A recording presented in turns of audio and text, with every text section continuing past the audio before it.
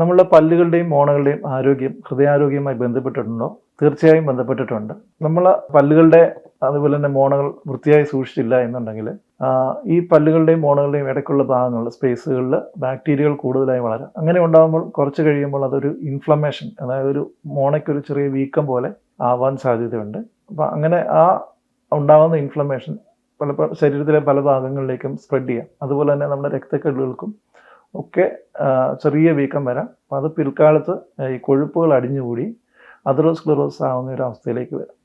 അപ്പം അങ്ങനെ വന്നാൽ ബ്ലോക്കുകൾ, അതേപോലെ തന്നെ ഹാർട്ടിൻ്റെ അറ്റാക്ക്, സ്ട്രോക്ക് ഒക്കെ വരാനുള്ള സാധ്യതയുണ്ട്. രണ്ടാമതായിട്ട് ഈ പല്ലിൻ്റെ ഇടയ്ക്കുള്ള ബാക്ടീരിയകൾ ചില സന്ദർഭങ്ങളിൽ നമ്മൾ ബ്രഷ് ചെയ്യുകയോ അല്ലെങ്കിൽ പല്ലിൻ്റെ എന്തെങ്കിലും പ്രൊസീജിയറുകൾ ചെയ്യുന്ന സമയത്ത് രക്തത്തിലേക്ക് കടന്നുകൂടാം. അപ്പോൾ അങ്ങനെ രക്തത്തിലേക്ക് കടന്നുകൂടി കഴിഞ്ഞാൽ അത് ഹാർട്ടിലെത്തുമ്പോൾ, പ്രത്യേകിച്ച് ജന്മന എന്തെങ്കിലും ഹാർട്ടിൻ്റെ അസുഖമുള്ള ആൾക്കാർ, അതേപോലെ തന്നെ എന്തെങ്കിലും വാൽവിൻ്റെ അസുഖമുള്ളവർ, വാൽവ് മാറ്റി വെച്ചത്, ഇവരിലൊക്കെ ഈ വാൽവുകളിലൊക്കെ പറ്റിപ്പിടിച്ച് ഈ ബാക്ടീരിയകൾ വളരാം. അപ്പം അങ്ങനെ വളർന്നു കഴിഞ്ഞാൽ കുറച്ച് കഴിയുമ്പോൾ അതൊരു വാൽവിൽ പഴുപ്പ് അല്ലെങ്കിൽ ഇൻഫെക്റ്റീവ് എൻഡോകാർഡൈറ്റിസ് എന്ന് പറയുന്ന ഒരു അസുഖമായിട്ട് മാറും. അപ്പം ഇങ്ങനെ പല്ലിൻ്റെയും മോണകളുടെയും അസുഖങ്ങൾ സാധാരണ ഹാർട്ടിനെയും ബാധിക്കുന്നതിന് അവസ്ഥ വരാം. അപ്പം അതുകൊണ്ട് നിങ്ങളുടെ പല്ലുകളും അതേപോലെ തന്നെ മോണകളും മാക്സിമം ആരോഗ്യത്തിൽ സൂക്ഷിക്കുക.